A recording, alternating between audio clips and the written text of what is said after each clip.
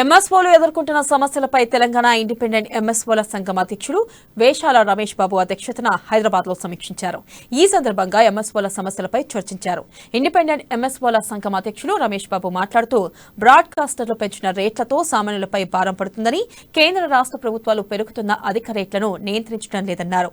ఇక కరోనా విపత్తు నుంచి ఇప్పుడే బయటపడుతున్న తరుణంలో కేబుల్ టీవీ వినియోగదారులపై భారం మోపేలా బ్రాడ్కాస్టర్లు తీసుకున్న ఈ నిర్ణయాన్ని ఖండిస్తున్నట్లు గౌరవ అధ్యక్షులు జితేందర్ రెడ్డి అన్నారు.